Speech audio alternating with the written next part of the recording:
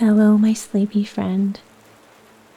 I'm Joanne, and I'm thrilled to have you join me for a special journey tonight.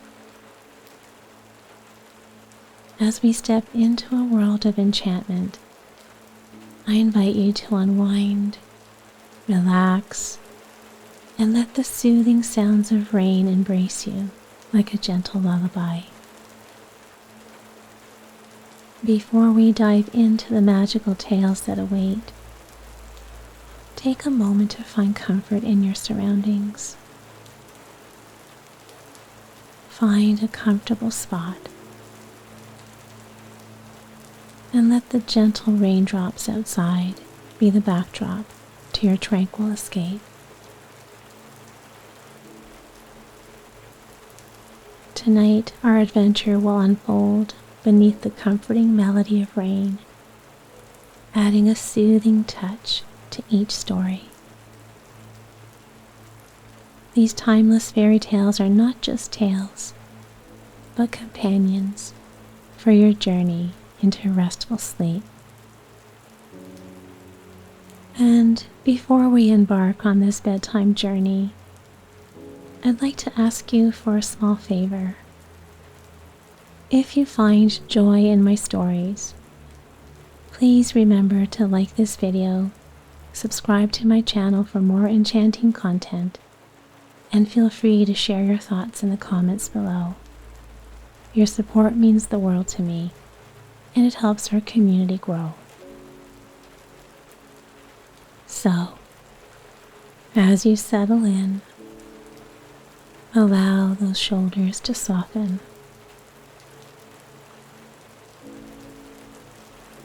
Unclench your jaw. Soften those eyes. Take a slow, deep breath and allow the gentle rain sounds to guide you to a feeling of relaxation and peace. Let the raindrops carry away any worries of the day. And so, as always, my friend, take a full, comfortable breath, and as you exhale, lay back, relax, and enjoy the story.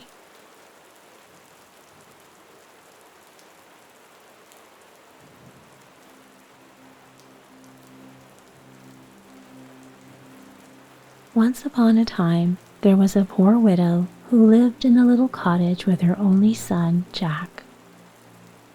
Jack was a giddy, thoughtless boy, but very kind-hearted and affectionate. There had been a hard winter, and after it, the poor woman had suffered from fever and ague.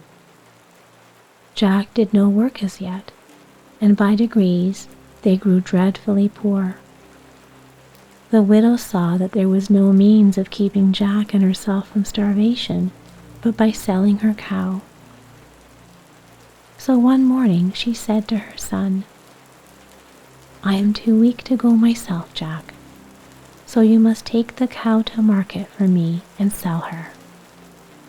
Jack liked going to the market to sell the cow very much. But as he was on the way, he met a butcher who had some beautiful beans in his hand. Jack stopped to look at them, and the butcher told the boy that they were of great value and persuaded him to sell the cow for them. And Jack was so silly as to consent to this foolish bargain. When he brought them home to his mother, instead of the money she expected for her nice cow, she was very vexed and shed many tears, scolding Jack for his folly. He was very sorry, but, he said, he might as well make the best of his bargain. So he put the seed beans into the ground close by the side of the steep hill, under shelter of which their cottage was built, and went to bed. The next morning when he got up, he found that the beans had grown till the beanstalks reached right over the top of the hill and were lost to his sight. Greatly surprised, he called his mother, and they both gazed in silent wonder at the beanstalk, which was not only of great height, but was thick enough to bear Jack's weight. "I wonder where it goes," said Jack to his mother. "I think I will climb up and see." His mother wished him not to venture up the strange ladder, but Jack coaxed her to give her consent to the attempt, for he was certain there must be something wonderful in the beanstalk. Jack instantly began to climb, and went up and up on the ladder-like beam till everything he had left behind him, the cottage, the village, and even the tall church tower, looked quite little, and still he did not see the top of the beanstalk. Jack felt a little tired, and thought for a moment that he would go back again. But he was a very persevering boy, and he knew that the way to succeed in anything is not to give up. So after resting for a moment, he went on, and at last reached the top of the bean, and found himself in a beautiful country, finely wooded. And not far from the place where he had got off the beanstalk stood a fine and strong castle. Jack wondered very much that he had never heard of or seen this castle before. But when he reflected on the subject, he saw that it was as much separated from the village by the perpendicular rock on which it stood as if it were in another land. While Jack was standing looking at the castle, a very strange-looking woman came out of the wood and advanced towards him. Jack took off his hat to the old lady, and she said, pointing to the castle, "Boy, that castle belongs to you. A wicked giant killed your father and took it from your mother. Try and win it back from the monster who now has it." As she ceased speaking, she suddenly disappeared, and of course Jack knew she was a fairy. He was much surprised, however. He walked up to the castle door and knocked, and an old giantess came out. She did not wait till he spoke, but pulled him in at once, for she thought he would make a nice supper for her when her husband was asleep. Just at that moment, however, she heard the giant's step approaching, so she put Jack into a press and told him to hide there, or the giant would eat him. As soon as the ogre came in, he cried in a terrible voice, "Fee, fi, fo, fum, I smell the breath of an Englishman." "Oh," said his wife, "there's nobody here. You only smell a crow that is flying over the chimney." Then the giant sat down to dinner, which was quite ready, and when he had eaten a whole sheep, he said, "Bring me my hen." The giantess brought a hen and put it on the table before him, and then she went away. "Lay," said the giant to the hen, and she laid a golden egg. Jack could see quite plainly through a little hole which he had bored in the door. 3 times the giant said, "Lay," and each time the hen laid a solid gold egg. Then the ogre, being drowsy, shut his eyes, and soon snored very loudly. Directly Jack found that the giant was asleep, he stole out of the press, caught up the hen, ran out of the room, opened the door of the castle, which the giant had left ajar, and descended the beanstalk as fast as he could go. His mother was glad to see him again, and much surprised at seeing the hen, which laid them 3 gold eggs every day. Jack's mother took them to the next town and sold them, and soon grew quite rich. Some time afterwards, Jack made another journey up the beanstalk to the giant's castle. But first he dyed his hair and disguised himself. The old woman did not know him again, and dragged him in as she had done before to eat him by and by. But once more she heard her husband coming and hid him in the press, not thinking that it was the same boy who had stolen the hen. She put him into the same press and bade him stay quite still there, or the giant would eat him. Then the giant came in, saying, "Fee, fi, fo, fum, I smell the breath of an Englishman." "Oh," said his wife, "it is only the cowherd who has just been here. We cannot spare him for your dinner." Then the giant sat down, and when he had eaten half an ox, he told his wife to bring his money bags to him. She instantly went and fetched 2 large bags full of gold, and then left him to go about her usual housework. The ogre counted out the gold twice over, and then put it into the bags and tied them up. In a few minutes, Jack heard him snore. He directly crept out of the press, seized the bags, and hurrying out of the castle, carried them home quite safely. Jack's mother was glad to see him safe at home again, and for a long time she would not let him go up the beanstalk. But Jack knew he had not yet obeyed the fairy's command to win back the castle.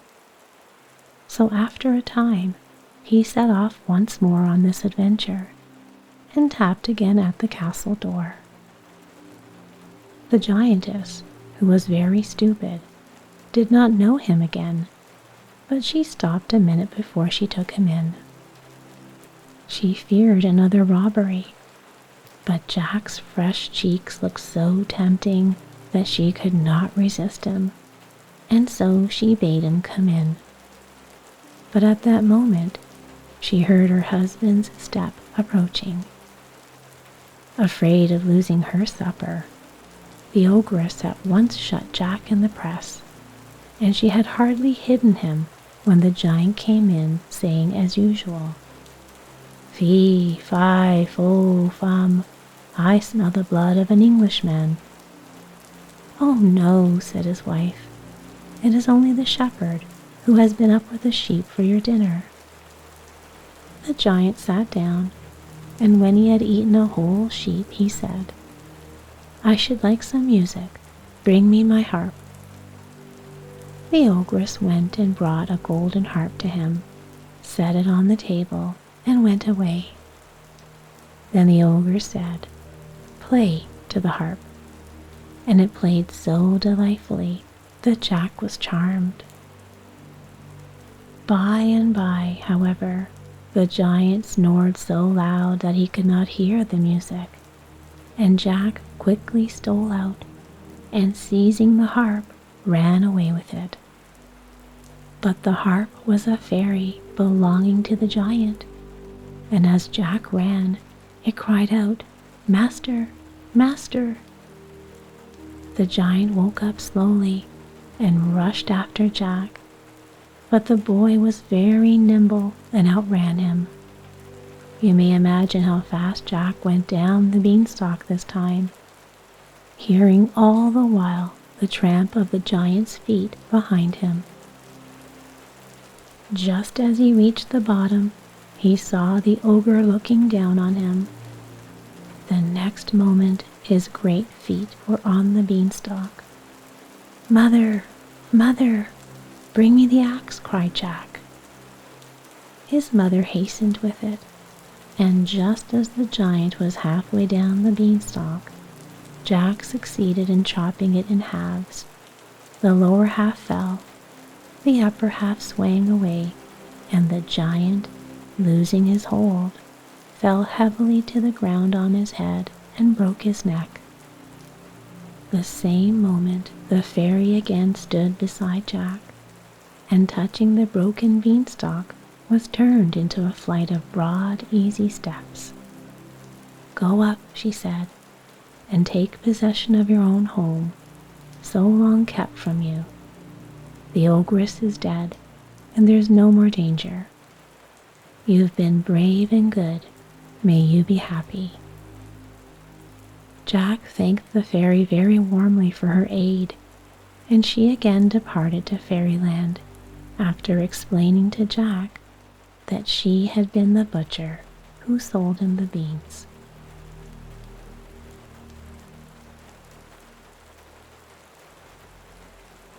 There was once a miller who left nothing to his 3 sons other than what he had: his mill, his donkey, and his cat. The partition was soon made. Neither the scrivener nor attorney were sent for. They would soon have eaten up all the poor patrimony. The eldest had the mill, the second the donkey, and the youngest nothing but the cat. The poor young fellow was quite comfortless at having so poor a lot. "My brothers," said he, "may get their living handsomely enough by joining their stocks together. But for my part, when I have eaten up my cat and made me a muff of his skin, I must die with hunger." The cat, who heard all this, but made as if he did not, said to him with a grave and serious air, "Do not thus afflict yourself, my good master. You have only to give me a bag and get a pair of boots made for me, that I may scamper through the dirt and the brambles, and you shall see that you have not so bad a portion of me as you imagine." Although the son did not build very much upon what he said, he had, however, often seen the cat play a great many cunning tricks to catch rats and mice, as when he used to hang by the heels, or hide himself in the meal and make as if he were dead, so that he did not altogether despair of his affording him some help in his miserable condition. When the cat had what he had asked for, he booted himself very gallantly, and putting his bag about his neck, he held the strings of it in his 2 forepaws, and went into a warren where was great abundance of rabbits. He put bran and sow thistle into his bag, and stretching himself out as length as if he had been dead, he waited for some young rabbit, not yet acquainted with the deceits of the world, to come and rummage his bag for what he had put into it. Scarce was he lain down, but he had what he wanted.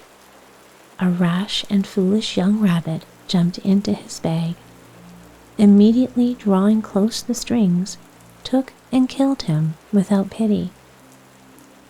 Proud of his prey, he went with it to the palace, and asked to speak with his majesty.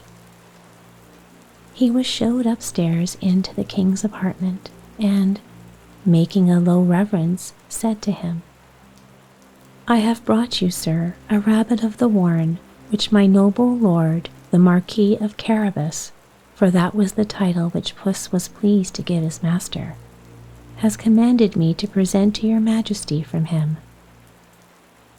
"Tell your master," said the king, "that I thank him, and that he does me a great deal of pleasure."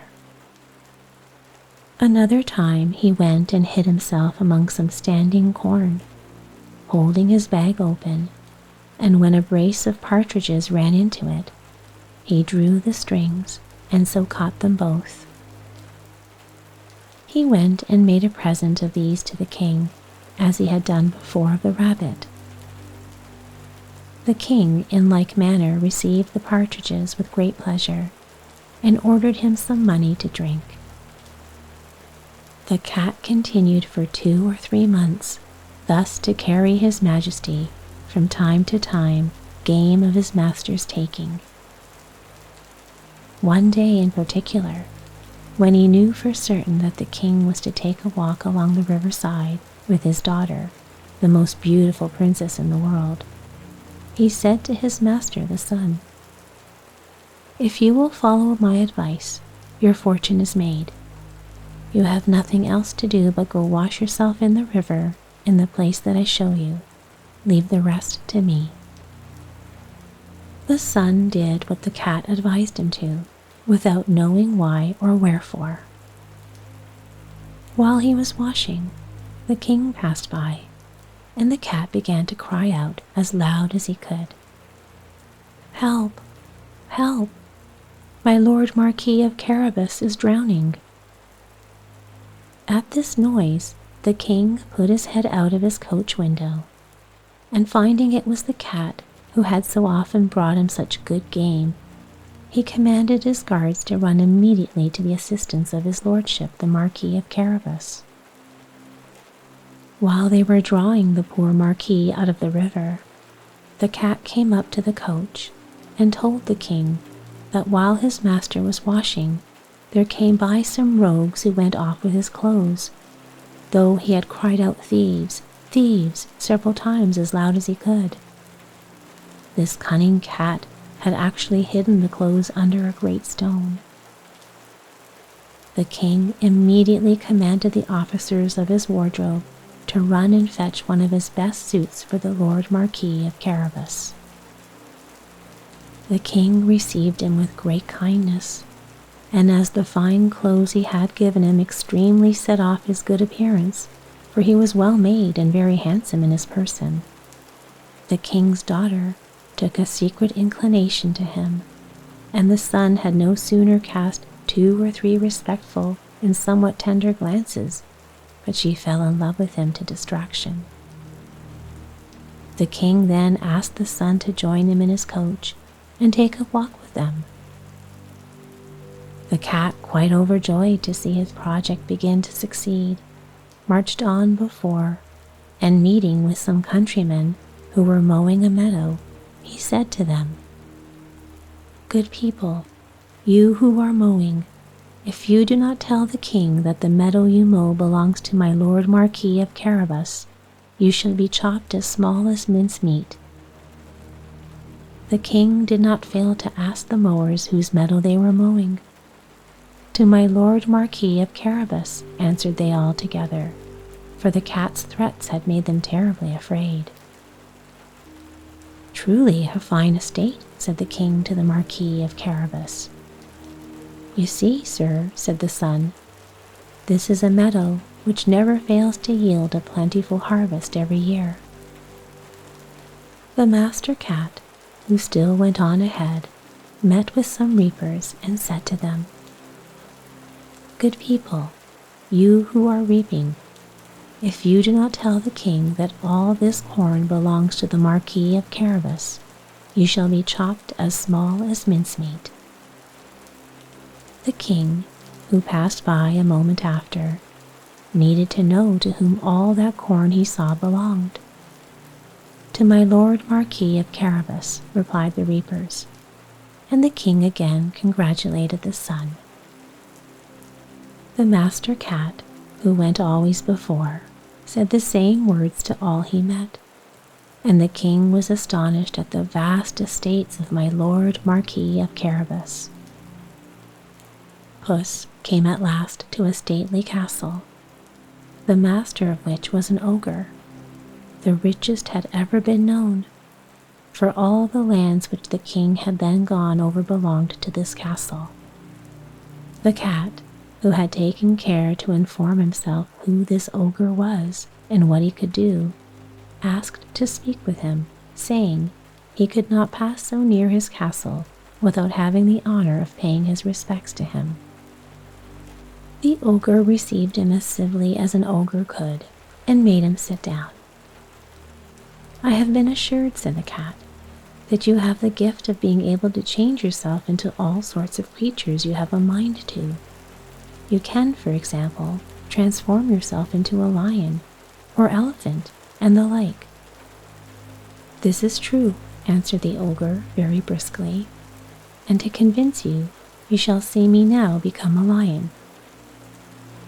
Puss was so sadly terrified at the sight of a lion so near him that he immediately got into the gutter, not without abundance of trouble and danger, because of his boots, which were ill-suited for walking upon the tiles. A little while after, When Puss saw that the ogre had resumed his natural form, he came down and owned he had been very much frightened. "I have been moreover informed," said the cat, "but I know not how to believe it, that you have also the power to take on you the shape of the smallest animals. For example, to change yourself into a rat or a mouse. But I must confess to you, I take this to be impossible." "Impossible?" cried the ogre. "You shall see that presently," and at the same time changed into a mouse and began to run about the floor. Puss no sooner perceived this, but he fell upon him and ate him up. Meanwhile the king, who saw as he passed this fine castle of the ogres, had a mind to go into it. Puss, who heard the noise of the Majesty's coach running over the drawbridge, ran out and said to the king, "Your Majesty is welcome to this castle of my Lord Marquis of Carabas." "What? My Lord Marquis?" cried the king. "And does this castle also belong to you? There can be nothing finer than this court and all the stately buildings which surround it. Let us go into it, if you please." The son gave his hand to the princess and followed the king, who went up first.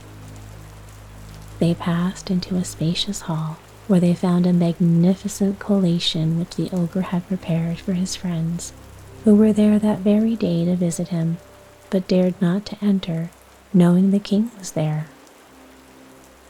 His Majesty was perfectly charmed with the good qualities of my Lord Marquis of Carabas, as was his daughter, who was fallen violently in love with him, and seeing the vast estate he possessed, said to him, after having drank 5 or 6 glasses, "I want you, my Lord Marquis, to be my son-in-law."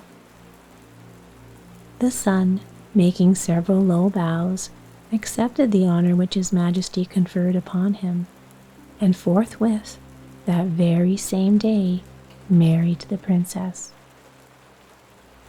Puss became a great lord, and never ran after mice any more, but only for his diversion.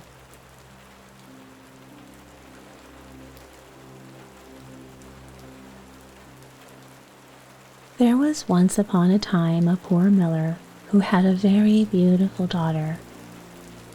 Now it happened one day that he had an audience with the king, and in order to appear a person of some importance, he told him that he had a daughter who could spin straw into gold.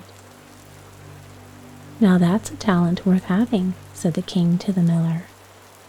"If your daughter is as clever as you say, bring her to my palace tomorrow, and I'll put her to the test." When the girl was brought to him, he led her into a room full of straw, gave her a spinning wheel and spindle, and said, "Now set to work and spin all night till early dawn, and if by that time you haven't spun the straw into gold, you shall die." Then he closed the door behind him and left her alone inside. So the poor miller's daughter sat down and didn't know what in the world she was to do. She hadn't the least idea of how to spin straw into gold, and became at last so miserable that she began to cry. Suddenly the door opened, and in stepped a tiny little man and said, "Good evening, Miss Miller Maid. Why are you crying so bitterly?" "Oh," answered the girl, "I have to spin straw into gold, and haven't a notion how it's done." "What will you give me if I spin it for you?" asked the mannequin. "My necklace," replied the girl. The little man took the necklace, sat himself down at the wheel, and whir, whir, whir, the wheel went round 3 times, and the bobbin was full. Then he put on another, and whir, whir, whir, the wheel went round 3 times, and the second too was full. And so it went on till the morning, when all the straw was spun away, and all the bobbins were full of gold. As soon as the sun rose, the king came, and when he perceived the gold, he was astonished and delighted, but his heart only lusted more than ever after the precious metal. He had the miller's daughter put into another room full of straw, much bigger than the first, and bade her, if she valued her life, spin it all into gold before the following morning. The girl didn't know what to do and began to cry. Then the door opened as before, and the little man appeared and said, "What will you give me if I spin the straw into gold for you?" "The ring from my finger," answered the girl. The mannikin took the ring, and round went the spinning wheel again, and when morning broke, he had spun all the straw into glittering gold. The king was pleased beyond measure at the sights, but his greed for gold was still not satisfied, and he had the miller's daughter brought into a yet bigger room full of straw, and said, "You must spin all this away in the night, but if you succeed this time, you shall become my wife." "She's only a miller's daughter, it's true," he thought, "but I couldn't find a richer wife if I were to search the whole world over." When the girl was alone, the little man appeared for the third time and said, "What do you give me if I spin the straw for you once again?" "I've nothing more to give," answered the girl. "Then promise me when you are queen to give me your first child." "Who knows what may not happen before that?" thought the miller's daughter, and besides, she saw no other way out of it. So she promised the mannikin what he demanded, and he set to work once more and spun the straw into gold. When the king came in the morning and found everything as he had desired, he straightway made her his wife, and the miller's daughter became a queen. When a year had passed, a beautiful son was born to her, and she thought no more of the little man, till all of a sudden one day he stepped into her room and said, "Now give me what you promised." The queen was in a great state, and offered the little man all the riches in her kingdom if he would only leave her the child. But the mannikin said, "No, a living creature is dearer to me than all the treasures in the world." Then the queen began to cry and sob so bitterly that the little man was sorry for her and said, "I'll give you 3 days to guess my name, and if you find it out in that time, you may keep your child." Then the queen pondered the whole night over all the names she had ever heard, and sent a messenger to scour the land and to pick up far and near any names he could come across. When the little man arrived on the following day, she began with Casper, Melchior, Belshazzar, and all the other names she knew in a string. But at each one the mannikin called out, "That's not my name." The next day she sent to inquire the names of all the people in the neighborhood, and had a long list of the most uncommon and extraordinary for the little man when he made his appearance. "Is your name perhaps Sheepshanks, Crookshanks, Spindleshanks?" But he always replied, "That's not my name." On the third day, the messenger returned and announced, "I have not been able to find any new names, but as I came upon a hill round the corner of the wood, where the foxes and hares bid each other good night, I saw a little house, and in front of the house burned a fire, and round the fire sprang the most grotesque little man, hopping on one leg and crying, 'Tomorrow I brew, today I bake, and then the child away I'll take. For little deems my royal dame that Rumpelstiltskin is my name.'" You can imagine the queen's delight at hearing the name. And when the little man stepped in shortly afterward and asked, "Now, my lady queen, what's my name?" She asked first, "Is your name Conrad?" "No." "Is your name Harry?" "No." "Is your name perhaps Rumpelstiltskin?" "Some demon has told you that! Some demon has told you that!" screamed the little man, and in his rage drove his right foot so far into the ground that it sank in up to his waist. Then, in a passion, he seized the left foot with both hands and tore himself in two.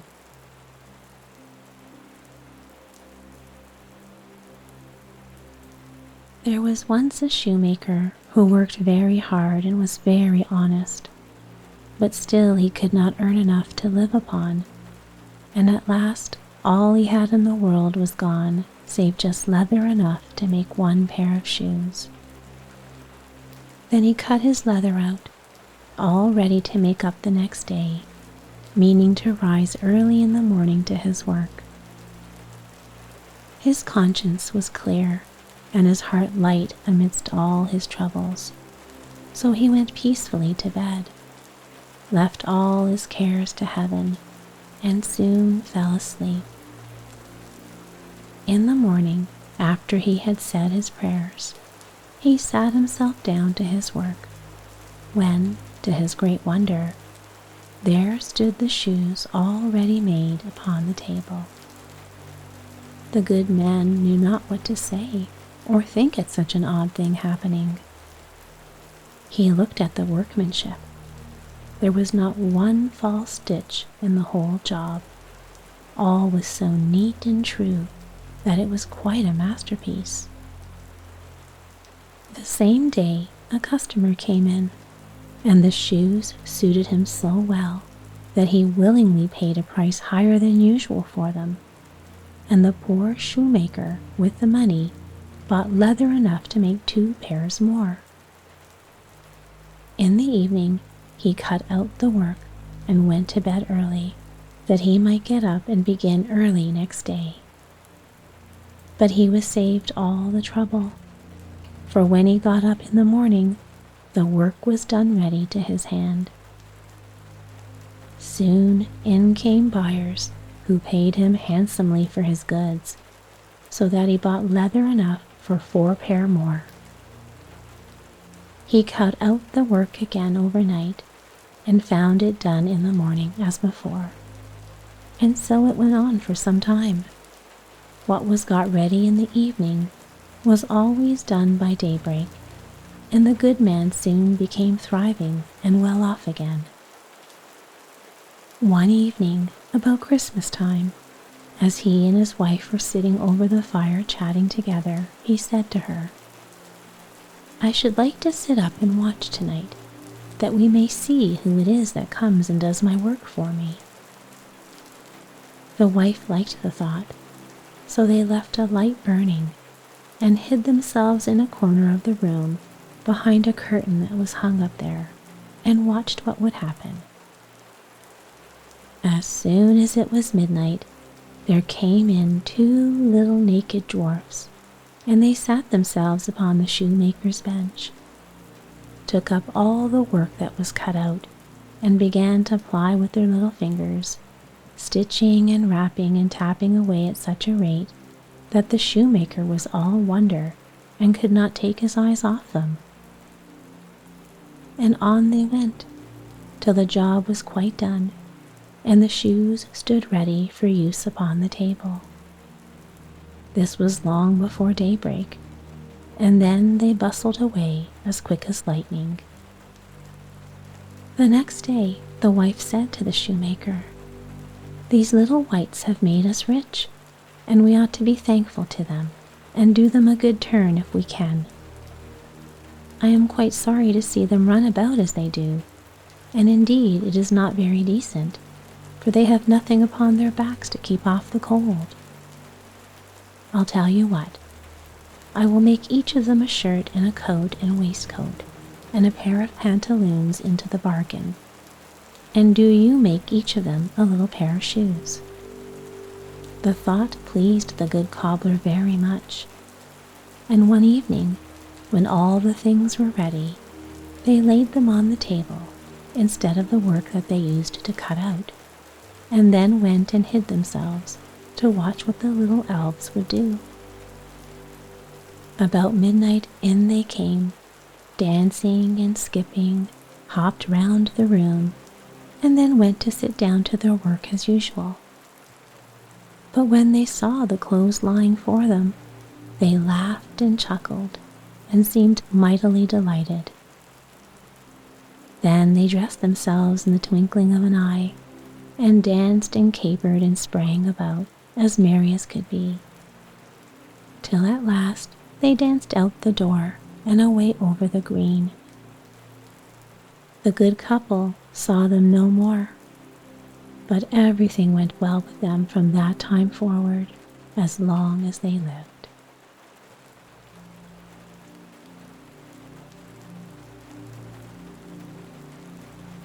Hamlin is a sleepy little town upon the Solent shore. Sleepy as it is now, it was once noisy enough, and what made the noise was rats. The place was so infested with them as to be scarce worth living in.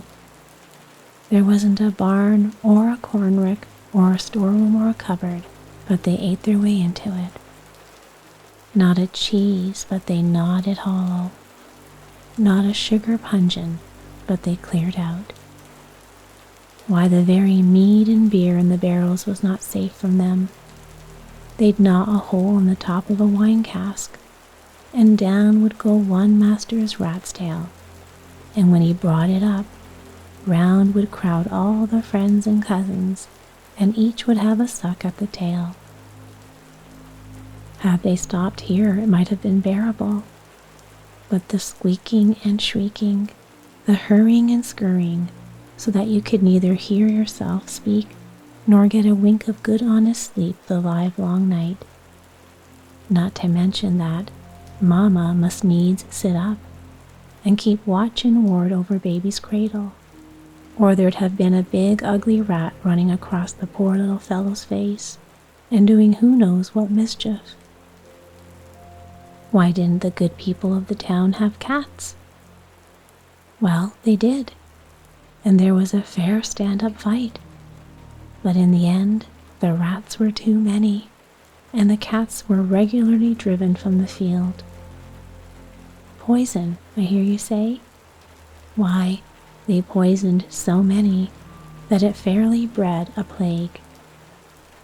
Rat catchers. Why, there wasn't a rat catcher from John O'Groat's house to the land's end that hadn't tried his luck. But do what they might, cats or poison, terrier or traps, there seemed to be more rats than ever, and every day a fresh rat was cocking his tail or pricking his whiskers. The mayor and the town council were at their wits' end. As they were sitting one day in the town hall, racking their poor brains and bewailing their hard fate, who should run in but the town beadle. "Please, your honor," says he, "here is a very strange fellow come to town. I don't rightly know what to make of him." "Show him in," said the mayor, and in he stepped. A strange fellow indeed, for there wasn't a color of the rainbow but you might find it in some corner of his dress, and he was tall and thin, and had keen, piercing eyes. "I'm called the Pied Piper," he began, "and pray what might you be willing to pay me if I rid you of every single rat in Hamlin?" Well, much as they feared the rats, they feared parting with their money more, and they would have higgled and haggled. But the piper was not a man to stand nonsense, and the upshot was that £50 were promised him, and it meant a lot of money in those old days. Out of the hall stepped the piper, and as he stepped, he laid his pipe to his lips, and a shrill, keen tune sounded through street and house. And as each note pierced the air, you might have seen a strange sight. For out of every hole the rats came tumbling.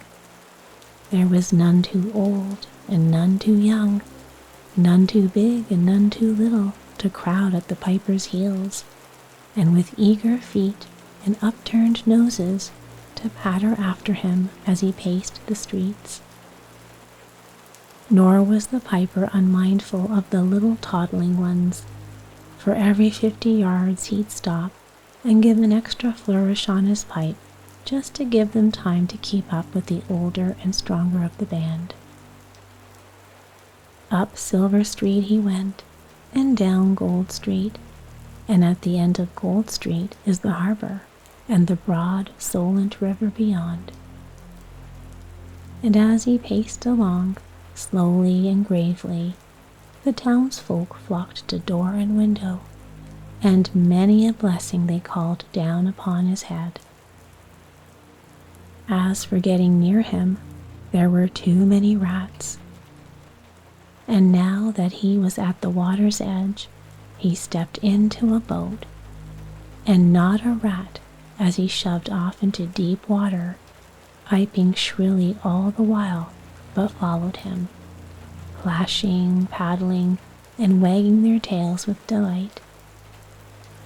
On and on he played and played, until the tide went down, and each master rat sank deeper and deeper in the slimy ooze of the harbor, until every mother's son of them was dead and smothered.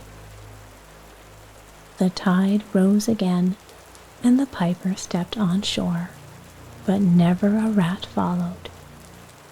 You may fancy the townsfolk had been throwing up their caps and hurrahing, and stopping up rat holes, and setting the church bells a-ringing.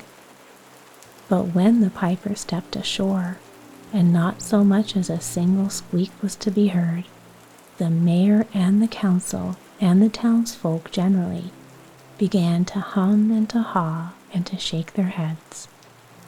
For the town money chest had been sadly emptied of late, and where was the 50 pounds to come from? Such an easy job, too, just getting into a boat and playing a pipe. Why, the mayor himself could have done that if he only had thought of it. So he hummed and hawed, and at last, "Come, my good man," said the mayor. "You see what poor folk we are. How can we manage to pay you 50 pounds? Will you not take 20? When all is said and done, it will be good pay for the trouble you've taken." 50 pounds was what I bargained for, said the piper shortly. "And if I were you, I'd pay it quickly, for I can pipe many kinds of tunes, as folks sometimes find to their cost." "Would you threaten us, you strolling vagabond?" shrieked the mayor, and at the same time he winked to the council. "The rats are all dead and drowned," muttered he, "and so you may do your worst, my good man." And with that he turned short upon his heel. "Very well," said the piper, and he smiled a quiet smile. With that he laid his pipe to his lips afresh. But now there came forth no shrill notes, as it were, of scraping and gnawing and squeaking and scurrying, but the tune was joyous and resonant, full of a happy laughter and merry play. And as he paced down the streets, the elders mocked, but from schoolroom and playroom, from nursery and workshop, not a child but ran out with eager glee and shout, following gaily at the piper's call. Dancing, laughing, joining hands in tripping feet, the bright throng moved along up Gold Street and down Silver Street, and beyond Silver Street lay the cool green forest, full of old oaks and wide-spreading beeches. In and out among the oak trees you might catch glimpses of the piper's many-colored coat. You might hear the laughter of the children break and fade and die away as deeper and deeper into the lone green wood the stranger went and the children followed. All the while, the elders watched and waited. They mocked no longer now, and watched and wait as they might. Never did they set their eyes again upon the piper in his party-colored coat. Never were their hearts gladdened by the song and dance of the children issuing forth from amongst the ancient oaks of the forest.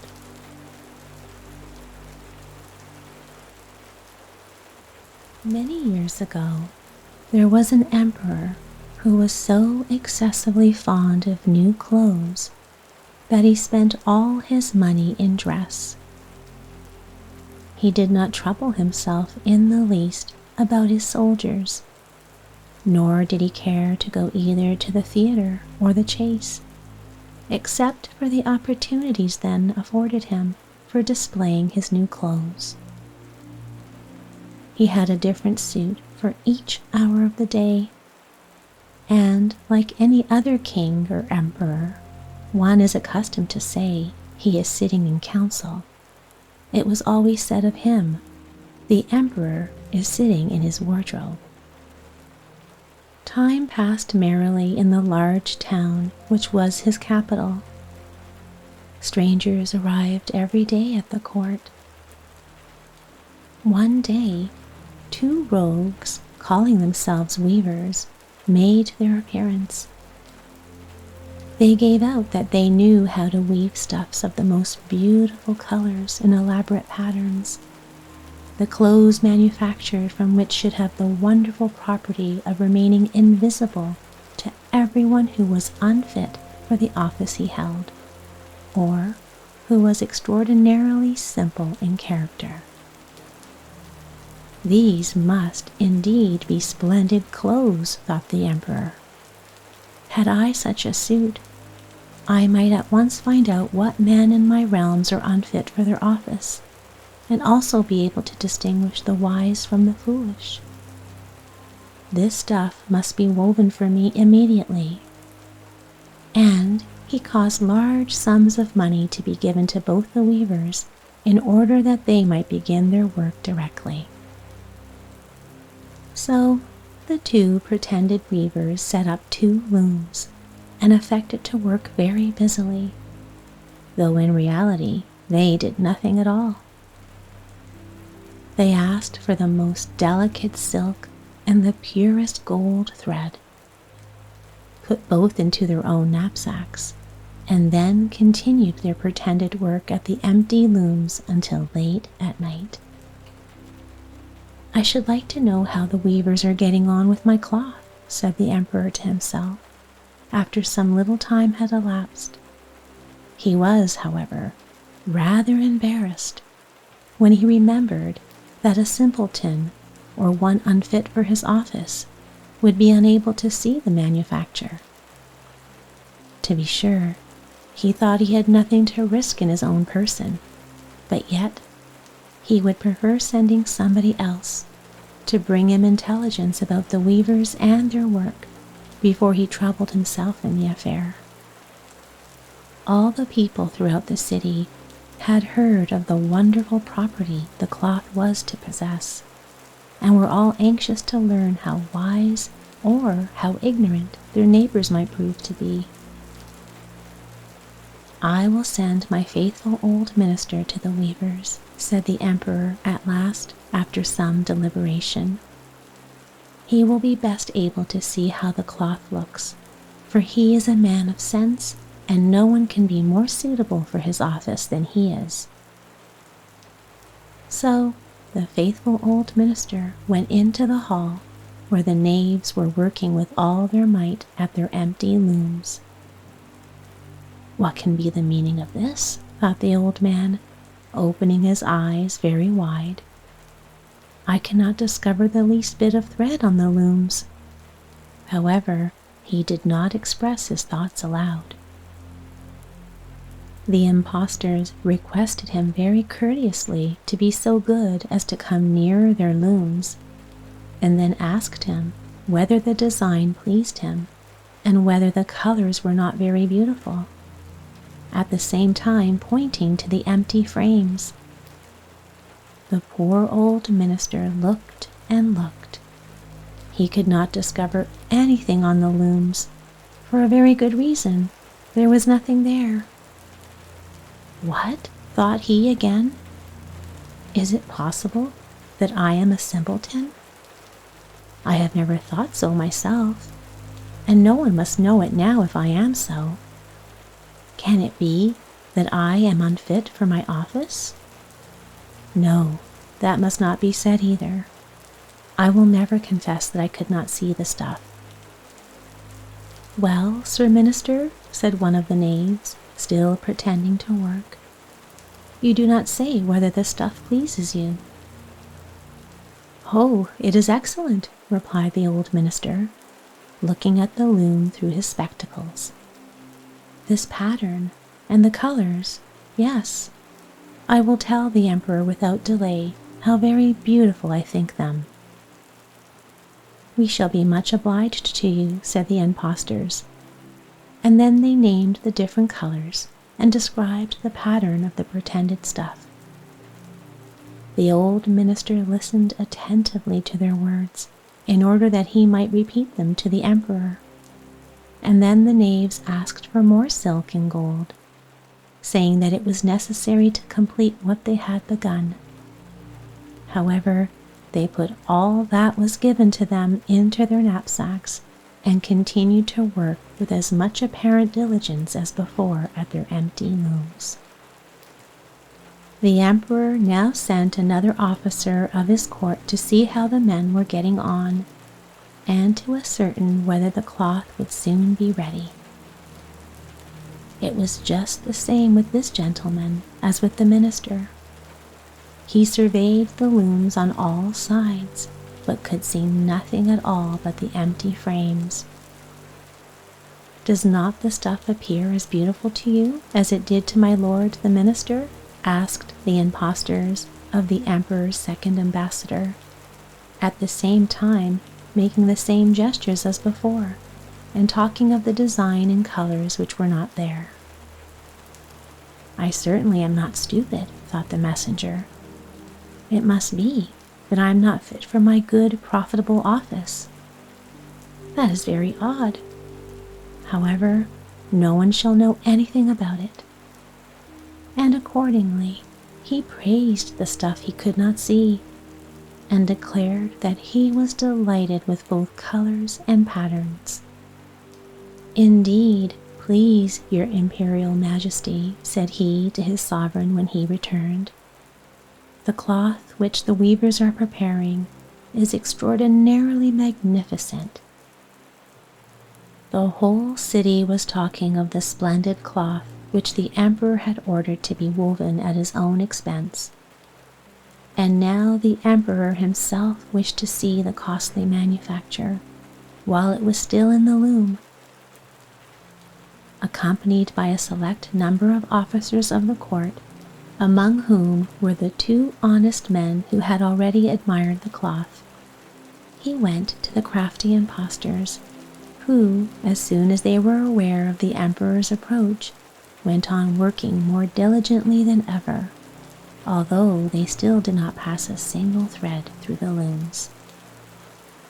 Is not the work absolutely magnificent? Said the two officers of the crown already mentioned. If your majesty will only be pleased to look at it, what a splendid design, what glorious colors! And at the same time they pointed to the empty frames, for they imagined that everyone else could see the exquisite piece of workmanship. How is this? Said the emperor to himself. I can see nothing. This is indeed a terrible affair. Am I a simpleton? Or am I unfit to be an emperor? That would be the worst thing that could happen. Oh, the cloth is charming, said he aloud. It has my complete approval, and he smiled most graciously and looked closely at the empty looms, for on no account would he say that he could not see what two of the officers of his court had praised so much. All his retinue now strained their eyes, hoping to discover something on the looms, but they could see no more than the others. Nevertheless, they all exclaimed, "Oh, how beautiful!"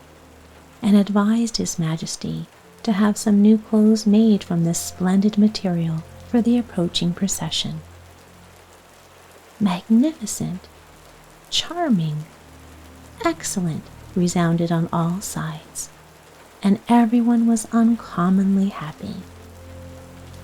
The Emperor shared in the general satisfaction, and presented the impostors with the riband of an order of knighthood to be worn in their buttonholes, and the title of Gentlemen Weavers. The rogues sat up the whole of the night before the day on which the procession was to take place, and had 16 lights burning, so that everyone might see how anxious they were to finish the Emperor's new suit.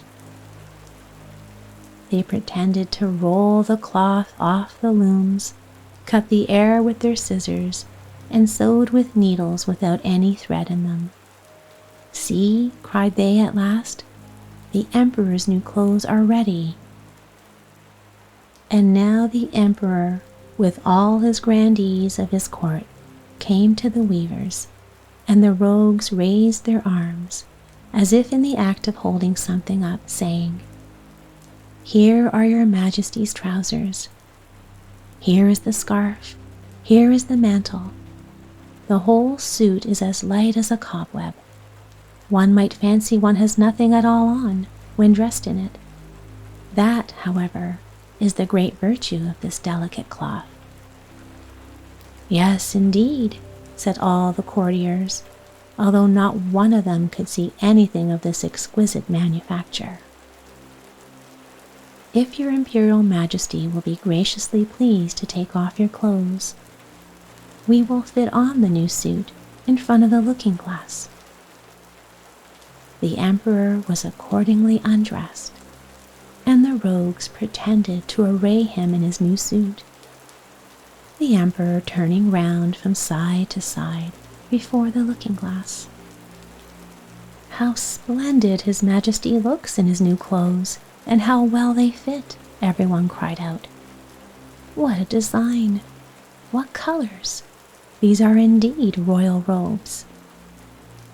"The canopy which is to be borne over your Majesty in the procession is waiting," announced the chief master of the ceremonies. "I am quite ready," answered the Emperor. "Do my new clothes fit well?" asked he, turning himself round again before the looking-glass, in order that he might appear to be examining his handsome suit. The lords of the bedchamber, who were to carry His Majesty's train, felt about on the ground as if they were lifting up the ends of the mantle, and pretended to be carrying something, for they would by no means betray anything like simplicity or unfitness for their office. So now the Emperor walked under his high canopy in the midst of the procession through the streets of his capital, and all the people standing by and those at the windows cried out, "Oh, how beautiful are our Emperor's new clothes! What a magnificent train there is to the mantle, and how gracefully the scarf hangs!" In short, no one would allow that he could not see these much admired clothes, because, in doing so, he would have to declare himself either a simpleton or unfit for his office. Certainly, none of the Emperor's various suits had ever made so great an impression as these invisible ones. "But the Emperor has nothing at all on," said a little child. "Listen to the voice of innocence," exclaimed his father, and what the child had said was whispered from one to another. "But he has nothing at all on," at last cried out all the people. The Emperor was vexed. for he knew that the people were right. But he thought the procession must go on now, and the lords of the bedchamber took greater pains than ever to appear holding up a train, although in reality there was no train to hold.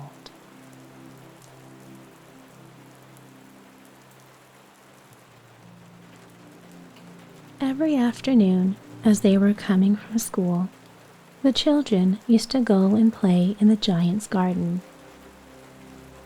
It was a large, lovely garden with soft green grass.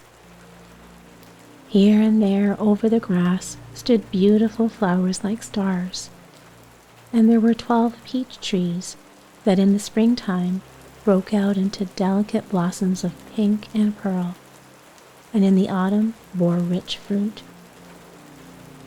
The birds sat on the trees and sang so sweetly that the children used to stop their games in order to listen to them.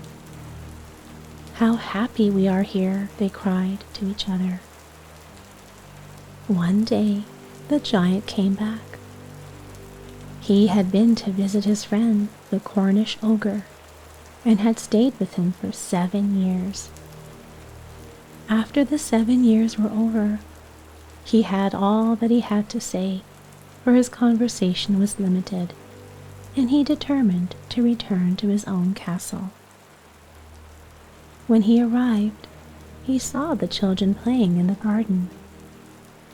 "What are you doing here?" he cried in a very gruff voice, and the children ran away. "My own garden is my own garden," said the giant. "Anyone can understand that, and I will allow nobody to play in it but myself." So he built a high wall all round it and put up a notice board, "Trespassers will be prosecuted." He was a very selfish giant. The poor children had now nowhere to play. They tried to play on the road, but the road was very dusty and full of hard stones, and they did not like it. They used to wander round the high wall when their lessons were over and talk about the beautiful garden inside. "How happy we were there," they said to each other. Then the spring came, and all over the country there were little blossoms and little birds. Only in the garden of the selfish giant it was still winter. The birds did not care to sing in it, as there were no children, and the trees forgot to blossom. Once a beautiful flower put its head out of the grass, but when it saw the notice board, it was so sorry for the children that it slipped back into the ground again and went off to sleep. The only people who were pleased were the snow and the frost.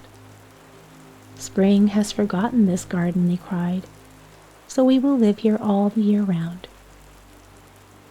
The snow covered up the grass with her great white cloak, and the frost painted all the trees silver.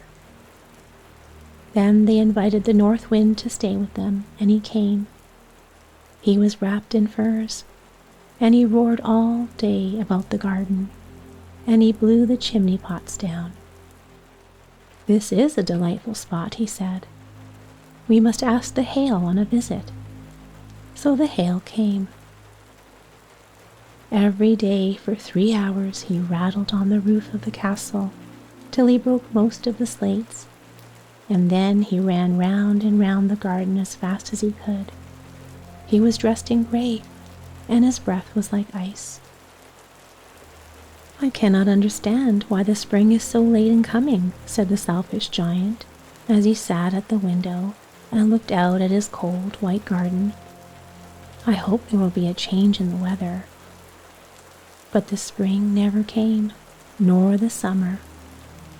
The autumn gave golden fruit to every garden, but to the giant's garden she gave none. "He is too selfish," she said. So it was always winter there, and the north wind and the hail and the frost and the snow danced about through the trees. One morning, the giant was lying awake in bed when he heard some lovely music. It sounded so sweet to his ears that he thought it must be the king's musicians passing by. It was really only a little linnet singing outside his window. But it was so long since he had heard a bird sing in his garden that it seemed to him to be the most beautiful music in the world. Then the hail stopped dancing over his head, and the north wind ceased roaring, and a delicious perfume came to him through the open casement. "I believe the spring has come at last," said the giant, and he jumped out of bed and looked out. What did he see? He saw a most wonderful sight. Through a little hole in the wall, the children had crept in, and they were sitting in the branches of the trees.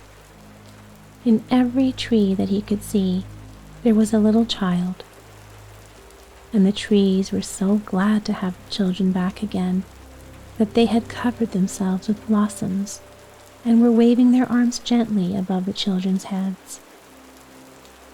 The birds were flying about and twittering with delight, and the flowers were looking up through the green grass and laughing.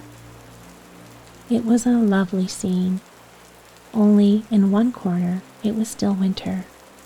It was the farthest corner of the garden, and in it was standing a little boy.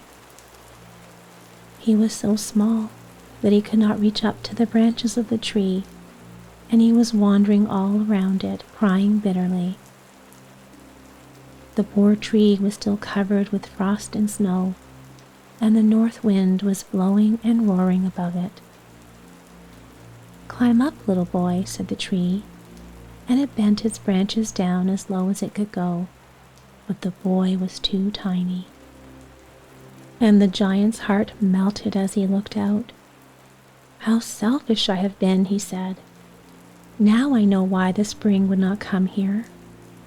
I will put that poor little boy on the top of the tree, and then I will knock down the wall, and my garden shall be the children's playground forever and ever." He was really very sorry for what he had done. So he crept downstairs and opened the front door quite softly and went out into the garden. But when the children saw him, they were so frightened that they all ran away, and the garden became winter again. Only the little boy did not run, for his eyes were so full of tears that he did not see the giant coming. And the giant stole up behind him and took him gently in his hand and put him up into the tree, and the tree broke at once into blossom, and the birds came and sang on it, and the little boy stretched out his 2 arms and flung them round the giant's neck and kissed him. And the other children, when they saw that the giant was not wicked any longer, came running back, and with them came the spring. "It is your garden now, little children," said the giant, and he took a great axe and knocked down the wall. And when the people were going to market at 12 o'clock, they found the giant playing with the children in the most beautiful garden they had ever seen. All day long they played, and in the evening they came to the giant to bid him goodbye. "But where is your little companion?" he said. "The boy I put into the tree." The giant loved him the best because he had kissed him. "We don't know," answered the children. "He has gone away." "You must tell him to be sure and come here tomorrow," said the giant.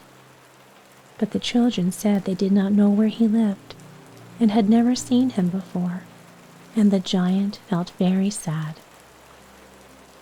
Every afternoon when school was over, the children came and played with the giant, but the little boy whom the giant loved was never seen again. The giant was very kind to all the children, yet he longed for his first little friend and often spoke of him. "How I would love to see him," he used to say. Years went over, and the giant grew very old and feeble. He could not play about any more, so he sat in a huge armchair and watched the children at their games and admired his garden. "I have many beautiful flowers," he said, "but the children are the most beautiful flowers of all." One winter morning he looked out of his window as he was dressing. He did not hate the winter now, for he knew that it was merely the spring asleep and that the flowers were resting. Suddenly, he rubbed his eyes in wonder and looked and looked. It certainly was a marvelous sight. In the farthest corner of the garden was a tree quite covered with lovely white blossoms. Its branches were all golden, and silver fruit hung down from them, and underneath it stood the little boy he loved. And underneath it stood the little boy he had loved. Downstairs ran the giant in great joy and out into the garden. He hastened across the grass and came near to the child. And when he came quite close, his face grew red with anger, and he said, "Who hath dared to wound thee?" For on the palms of the child's hands were the prints of 2 nails, and the prints of 2 nails were on the little feet. "Tell me, that I may take my big sword and slay him." "Nay," answered the child, "but these are the wounds of love." "Who art thou?" said the giant, and a strange awe fell on him, and he knelt before the little child. And the child smiled on the giant and said to him, "You let me play once in your garden. Today you shall come with me to my garden, which is paradise." And when the children ran in that afternoon, they found the giant lying dead under the tree, all covered with white blossoms.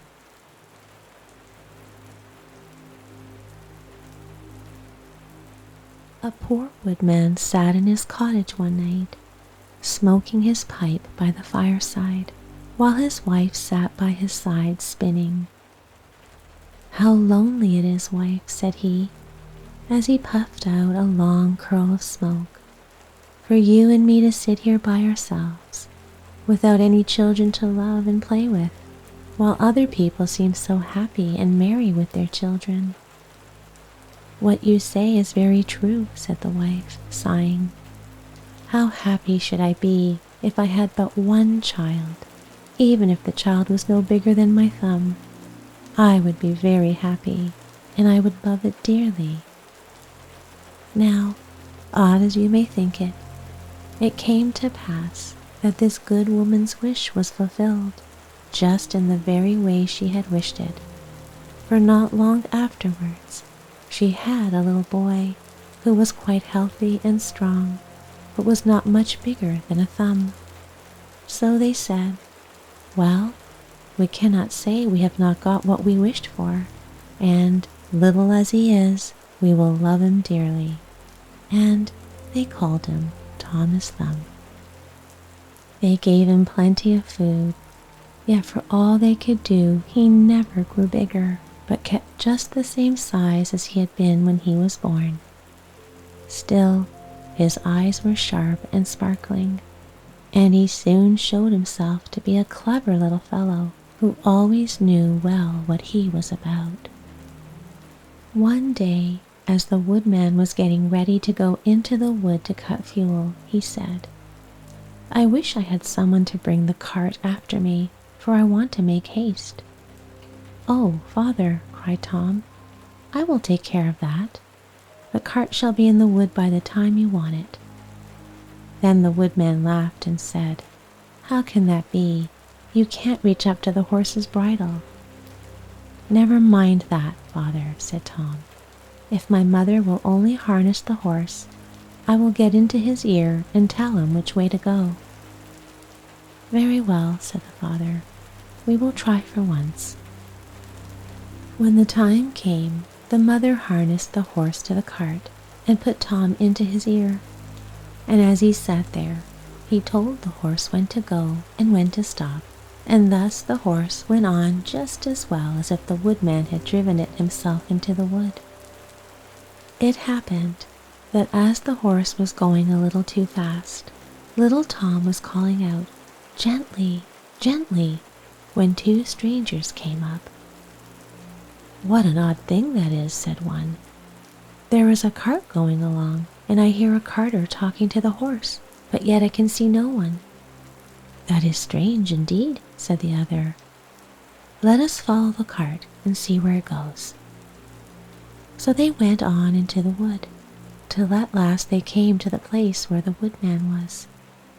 Then Tom Thumb, seeing his father, cried out, "See, father, here I am with the cart, all right and safe, and now take me down." So his father took hold of the horse with one hand, and with the other took his son out of the horse's ear and put him down upon a straw, where he sat as merry as you please. The two strangers were all this time looking on and did not know what to say for wonder. At last one took the other aside and said, "That little urchin will make our fortune if we can get him and carry him about from town to town as a show. We must buy him." So they went up to the woodman and asked him what he would take for the little man. "He will be better off," said they, "with us than with you." "I won't sell him at all," said the father. "My own flesh and blood is dearer to me than all the silver and gold in the world." But Tom, hearing of the bargain they wanted to make, crept up his father's coat to his shoulder and whispered in his ear, "Take the money, father, and let them have me. I'll soon come back to you." So the woodman at last said he would sell Tom to the strangers for a large piece of gold, and they paid the price. "Where would you like to sit?" said one of them. "Oh, put me on the rim of your hat. That will be a nice gallery for me. I can walk about there and see the country as we go along." So they did as he wished. They journeyed on until it began to be dusky, and then Tom Thumb said, "Let me get down, I'm tired." So the man took off his hat and put him down on a clod of earth in a plowed field by the side of the road. But Tom ran about amongst the furrows, and at last slipped into an old mouse hole. "Good night, my masters," said he, "I'm off." Then they ran at once to the place and poked the ends of their sticks into the mouse hole, but all in vain. Tom only crawled farther and farther in, and at last it became quite dark, so they were forced to go their way without their prize, as sulky as could be. When Tom found they were gone, he came out of his hiding place. "What dangerous walking it is," said he, "in this plowed field. If I were to fall from one of these great clods, I should undoubtedly break my neck." At last, by good luck, he found a large empty snail shell. "This is lucky," said he. "I can sleep here very well." And in he crept. Just as he was falling asleep, he heard two men passing by, chatting together, and one said to the other, "How can we rob that rich parson's house of his silver and gold?" "I'll tell you," cried Tom. "What noise was that?" said the thief, frightened. "I'm sure I heard someone speak." They stood still listening, and Tom said, "Take me with you, and I'll soon show you how to get the parson's money." "But where are you?" said they. "Look about on the ground," answered he, "and listen where the sound comes from." At last the thieves found him out and lifted him up in their hands. "You little urchin," they said, "what can you do for us?" "Why, I can get between the iron window bars of the parson's house and throw you out whatever you want." "That's a good thought," said the thieves. "Come along, we shall see what you can do." When they came to the parson's house, Tom slipped through the window bars into the room and then called out as loud as he could bawl, "Will you have all that is here?" At this the thieves were frightened and said, "Speak low, that you may not awaken anybody." But Tom seemed as if he did not understand them, and bawled out again, "How much will you have? Shall I throw it all out?" Now the cook lay in the next room, and hearing a noise, she raised herself up in her bed and listened. Meantime, the thieves were frightened and ran off a little way, but at last they plucked up their hearts and said, "The little urchin is only trying to make fools of us." So they came back and whispered softly to him, saying, "Now let us have no more of your roguish jokes, but throw us out some of the money." Then Tom called out as loud as he could, "Very well, hold your hands, here it comes." The cook heard this quite plain, so she sprang out of bed and ran to open the door. The thieves ran off as if a wolf was at their tails, and the maid, having groped about and found nothing, went away for a light. By the time she came back, Tom had slipped off into the barn, and when she had looked about and searched every hole and corner and found nobody, she went to bed, thinking she must have been dreaming with her eyes open. Little Tom crawled about in the hayloft, and at last found a snug place to finish his night's rest in. So he laid himself down, meaning to sleep till daylight, and then find his way home to his father and mother.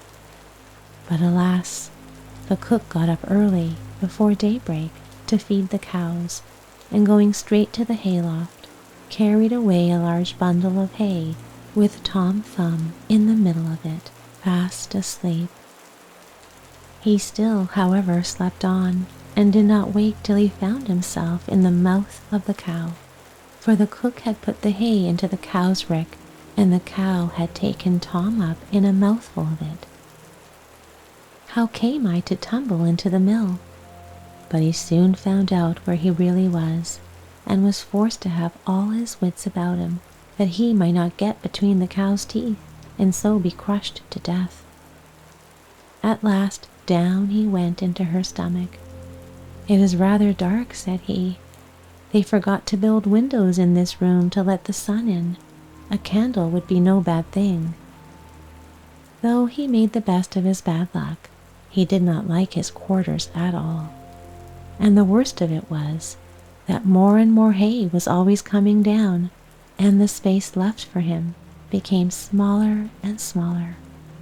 At last he cried out as loud as he could, "Don't bring me any more hay."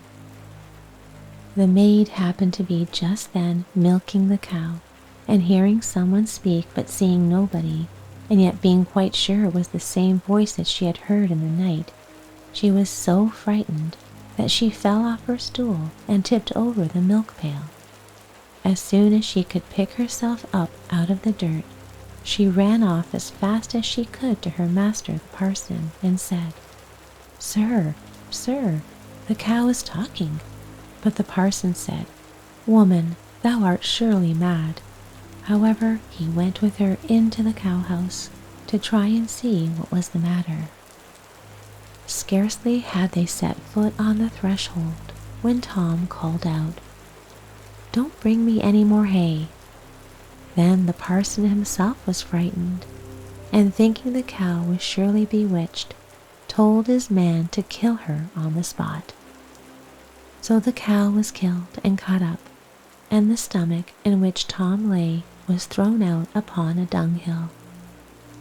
Tom soon set himself to work to get out, which was not a very easy task, but at last, just as he made room to get his head out, fresh ill luck befell him. A hungry wolf sprang out and swallowed up the whole stomach with Tom in it and ran away. Tom, however, was still not disheartened, and thinking the wolf wouldn't mind having a chat with him as he was going along, he called out, "My good friend, I can show you a famous treat." "Where's that?" said the wolf. "In such and such a house," said Tom, describing his own father's house. "You can crawl through the drain into the kitchen, and then into the pantry, and there you will find cakes, ham, beef, cold chicken, roast pig, apple dumplings, and everything that your heart can wish." The wolf did not want to be asked twice, so that very night he went into the house and crawled through the drain into the kitchen and then into the pantry and ate and drank there to his heart's content. As soon as he had had enough, he wanted to get away, but he had eaten so much that he could not go out by the same way he came in.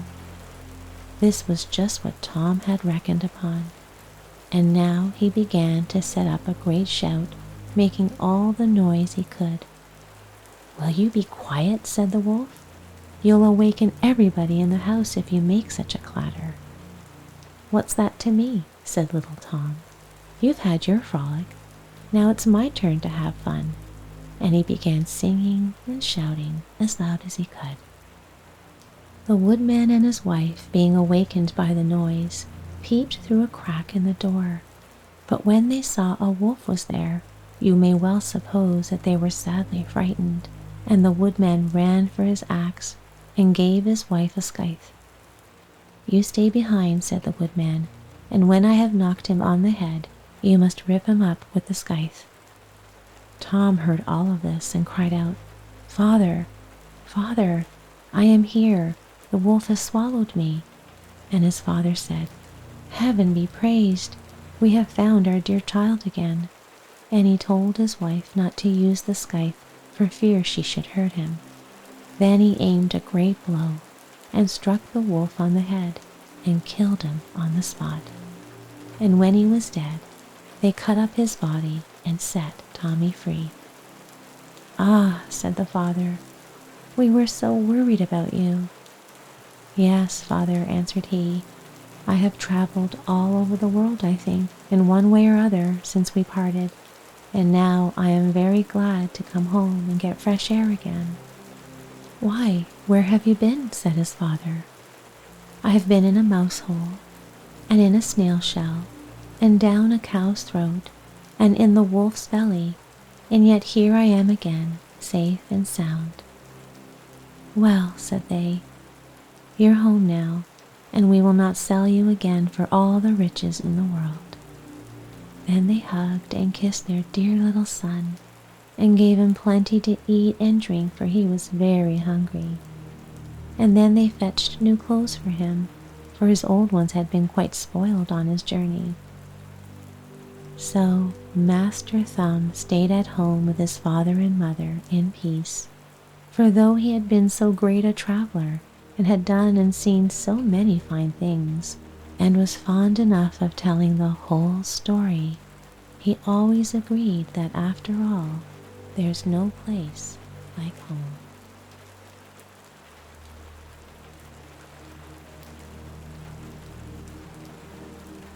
And perhaps you are feeling very, very close now to drifting off to sleep. Or maybe you've already drifted off to the land of dreams.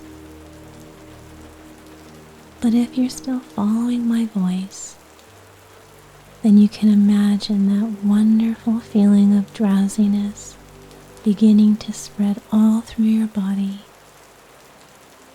That pleasant feeling of letting go. And it feels amazing to sink down into this wonderful feeling.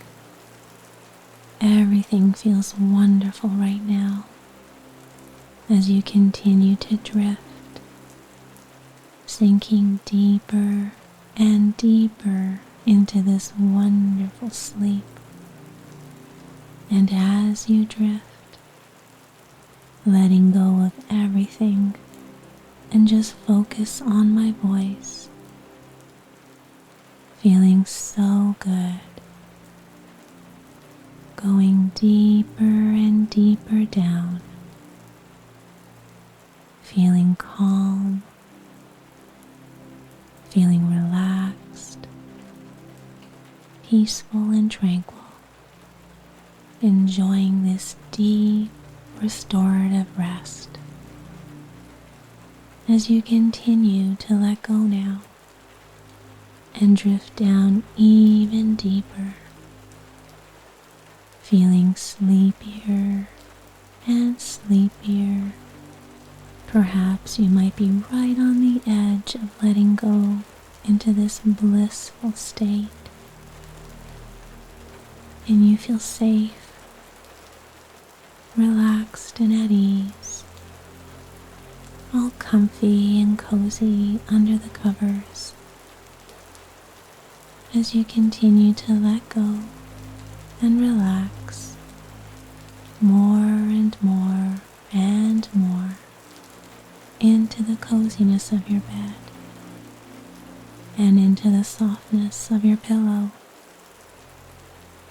Your body sinks down, deeper and deeper down into that deep relaxation, so your body and mind can finally come to rest as you drift off now into a sound and restful sleep.